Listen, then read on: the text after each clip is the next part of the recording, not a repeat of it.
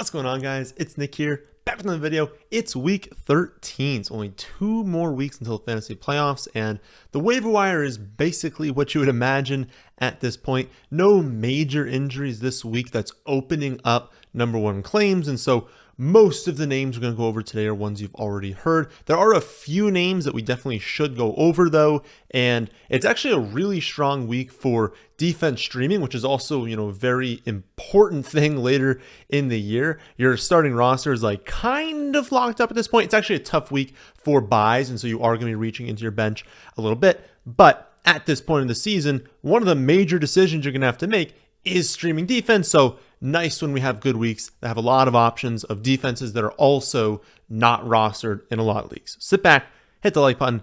Let's start things off with the player you probably want to hear the most, and that's Pat Freiermuth, available in a little bit over 50% of leagues. It kind of depends on league size with this one. I would say competitive 12-team leagues less likely to be open, but 8, 10-team leagues definitely someone could be on free agency. But coming off a really, really good game, 9 receptions on 11 targets, 120 yards, doesn't find the end zone, but it doesn't matter when you have that at tight end. That's a very, very good game. I wouldn't go overboard here, though. Kenny Pickett is still a highly mediocre quarterback. Deontay Johnson is still target hog. George Pickens, not necessarily a target hog, but someone who's going to command a hefty target share, is going to have better games in the future. We also know that the Bengals were a dream matchup for tight ends last week. It's not like the number one matchup, but they're a very, very, very strong matchup in terms of targeting the tight end position, efficiency when the tight end gets targeted. It didn't come out of nowhere that he was, the huge game came out of nowhere, right? No one thought he was going to have 9 for 120, but I don't think anyone should be surprised he had a good game. So he's definitely someone that if we kind of talked about Likely last week, if you're struggling at tight end, you missed out on Likely, you're like, oh no, now I don't have a chance for tight end this season, and now he's there. He's someone I'd still go after, right? Because he's still talented. He's produced in the past. We know he's a good player. We know the role is there. He's going to be a strong play moving forward. And so if you need tight end, you haven't been able to figure it out, go after him, right? But I also shouldn't have to tell you that the Steelers offense isn't exactly a model of consistency. They're coming off a good game. That does not mean they're going to have a good game for the rest of the season. And that probably will be the best game Freiermuth has for the rest of the season. So definitely go after him if you need a tight end. If you have a top 5 tight end already, I don't think you need to. Even if you were saying, oh, should I play keep away? Honestly, I'd rather use that spot for a flyer on your bench. Your other top options this week are Keaton Mitchell and Isaiah Likely. I would imagine in most competitive leagues, both are rostered already, but I wanted to note them just in case you're in a league where they are not. The Ravens are on bye this week, so also monitor free agency if someone happens to drop them. They are still players I would want to be rostering.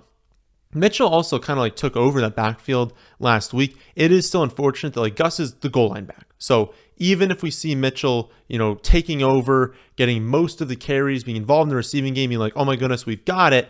When they get inside the 10-yard line, they're probably still going to bring him off the field, put Gus Edwards in, which is going to be frustrating, obviously. But terrible news for Gus Edwards because now he needs a touchdown, and even then might not be that great of a play. Definitely someone we should have been selling high on in the past. But just understand that with Mitchell, I still think he's worth a number one claim because if he's taking over this role and every single week he's adding 10% to his snap share, he could come out of the bye, have a 60% snap share, get 12, 13 carries a week, and all of a sudden we're starting him in the fantasy playoffs. So because that's in his range of outcomes, again, he needs to be rostered. And then Likely 73% snap share was encouraging. I will say the matchup was really good, and kind of what played out was what I was hesitant with Likely in the past, in that he doesn't command targets. Mark Andrews commands targets. Mark Andrews is a great tight end that'll go out there, and even if the play is not designed to go to Mark Andrews, he can make people miss. He can get open on his own and then gets a high target share because of that.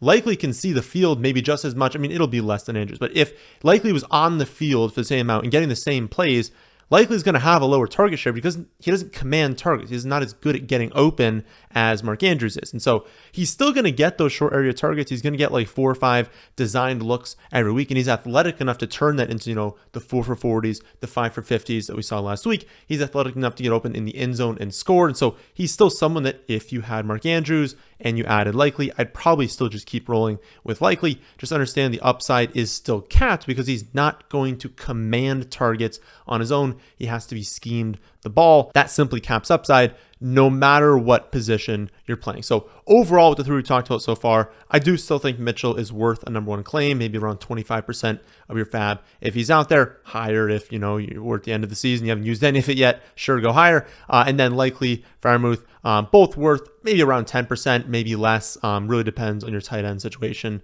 Neither one of them are people you have to go over after if you have a top 5 tight end already. Behind those top 3, check if Josh Downs or Jayden Reed are available.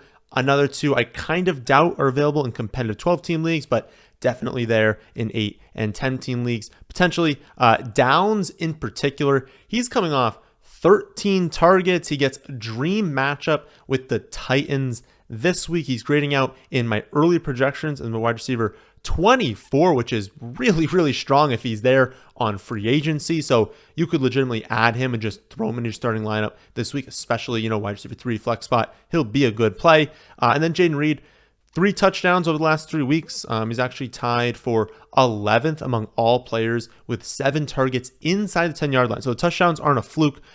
He had the one on the ground, which we can, I guess, maybe call rushing touchdowns for wide receivers semi-fluky, but the role in the red zone, the role inside the 10-yard line, the green zone, they're both very, very strong. So it's not surprising that he's having these touchdowns. He's just a really good player. We know rookies in the second half of the season, that tends to be when they're breaking out. So Downs, Jayden Reed, both players, if they're on free agency, you should be going after. I would say that Jayden Reed does not have the same ceiling as Downs, right? Because for Downs, it's really only the 2 of them. There's just more players getting involved on the Packers. Also, the target strength, I guess, on the Packers isn't amazing. Not a super high volume offense, not a super high volume passing offense. So again, much more upside with Downs, but I would say both are definitely worth rostering in all formats. After those 5, things definitely take a nosedive. So those are like the top 5. Go to free agency, check if any of them are available. After that, I don't think any skill player is really worth more than like 1 to 2% of your fab, unless there happens to be someone in your free agency that's, like 85% roster. I'm not going to talk about that player in this video, but if that happens to be the case, maybe go after them. But among people who were available, more than half of leagues, no one else is really worth more than like 1 to 2% of your fab. Top options at wide receiver would be Noah Brown, because when he returns, I don't know when it's going to happen, but when he does return, he's going to have a strong role. The offense is taking off. Like, he's just a player you would want on your roster. He's out there. Jonathan Mingo finally had a really good game this last week. You'd imagine to end the season, they're probably going to look to develop him, probably going to try and get him more involved because, they know they're like one of the worst teams in the league. They know they have to see what they have really in Mingo. Like, do they need a true wide receiver 1? Like, can Mingo be a 1? Can Mingo be a 2, 3? Like, they kind of just have to figure out what his role is going to be moving forward, because they got to figure out what they're doing with Bryce Young as well and how they're surrounding him with talent, or what talent they're surrounding him with. So definitely a player you could roster there, but I mean, upside in the Panthers offense, probably not that great. And then Khalil Shakir, if you need another wide receiver, career high 80% of snaps this last week. Didn't translate into a great box score, but he's got a downfield role. The wide receiver 3 on the Buffalo Bills offense is still a valuable role, so another player you could add there. There are probably other wide receivers that might grade out as like the wide receiver 50 to 60 on a weekly basis, but I would say those are the ones you're probably looking for, and then anyone else is really just matchup based. Check the rankings, see who you can kind of fill in there. And I'd also say I'd really only add wide receivers if you need them this week. There's very few wide receivers you're like stashing, right? If you're going to be taking 2 or 3 bench spots to stash someone, I would stash the running backs we're about to talk about in a second, because if we're looking to be like, okay, maybe Shakir is someone who breaks out in the next 2 games, like, no, like at this point, we kind of know what the wide receivers are. Unless you're a rookie, you're probably not breaking out in the final few weeks now. Like, we kind of know what we've seen. And so don't use those last few bench spots for like these fringe wide receivers. Get a running back that is one injury away from being a running back too. So my order of preference for the running backs would be Ezekiel Elliott 1, then Tyjae Spears, Rico Dowdle, Elijah Mitchell, Leonard Fournette, Zamir White, Ty Chandler, and Travion Williams. I added Zeke to the list, so everyone else was the same as the ones we talked about the last few weeks, minus obviously Charbonnet, who's now rostered in too many leagues. But I added Zeke in there because he was actually dropped in a lot of leagues when they had their bye and then wasn't added in a ton after that. The Patriots also do have the 4th best schedule for running backs in the fantasy playoffs.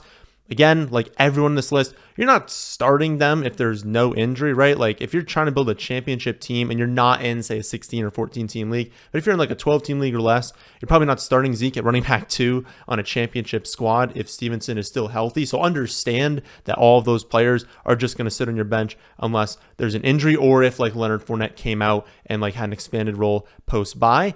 But especially like with the Zeke one, if Stevenson went down, they're going to give Zeke a ton of looks. He's going to be involved in the receiving game and in the goal line. If they've got a really good running back schedule, he'll be productive in fantasy. So that's the list I'd go after. Again, it's all injury based though. So really just go after the ones that you want. For quarterback streaming, you got 2 pretty decent options this week. It's a tough week for streaming. So we've got 6 teams on bye, and I looked at the top 13.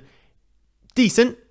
14 on is not very good for streaming quarterbacks, so you do really want one of these 2, even though they're not going to stand out amazingly. Again, it's a pretty thin week there. So Russell Wilson at the Texans, and then Gardner Minshew at the Titans. Right now, Wilson's my quarterback 8, Minshew quarterback 13, both definitely viable. The Texans have turned into a plus matchup for quarterbacks, not necessarily because they're like a bad defense. They're a pretty quality defense, and you could honestly stream them this week. I don't think we're going to go over them, but they're an option this week. But their offense has been so much better, so improved, that teams are forced to keep up with them, and that's led to elevated passing volume. They're now allowing the 6th most passing yards per game, and now graded out as the 2nd best matchup for opposing quarterbacks of the week, not necessarily overall, just among the teams that are playing this week. Denver is also last in the NFL with just 12% of their touchdowns coming on the ground. So when they get close, they have tried, they've tried to do rushing touchdowns. It just hasn't really worked this season. They're leaning to the air. So if we have a week where the Texans get up, that Denver is forced to throw the ball a lot more and forced to try and be aggressive and score more touchdowns, well, those touchdowns are probably going to come through the air because they always have for Denver this season. And so Wilson does have upside. I will note it's a good spot for rushing touchdowns for Denver. But again, last in the NFL, 12% coming on the ground, and that's been up recently. There was a lot of weeks where it was like at 5%. They were having 95% of their touchdowns passing, finally up to 12%, but that is still last. And then Minshew, he gets a matchup with the Titans. The Titans are not the pass funnel they used to be. So it used to be a massive pass funnel, but they still allow really good efficiency to wide receivers and then running backs, especially through the air. And so it is a plus matchup. And like I said before, thin week. So Minshew is the quarterback 13. After the quarterback 13, it falls off a cliff. A lot of these fringe options that would be in the Minshew range have really bad quarterback matchups. And so there's a top 13. There's nothing after that. If you have to go to Minshew, that's fine.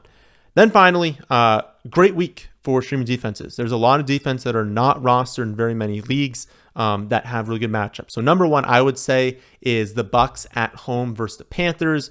This Panthers offense has been really trash all season. And so not only is this a spot where we could have elevated turnover potential, and pick sixes are obviously a potential here, elevated sack potential, but there's also very little risk that, the Panthers go out there and score 30, 35 points, and you get a 0 from the Bucs. They're probably not going to score that many points. So worst case, they get a turnover, they get a sack, they don't let up many points, and you're like, okay, that wasn't the end of the world. But it's also a potential blow-up spot.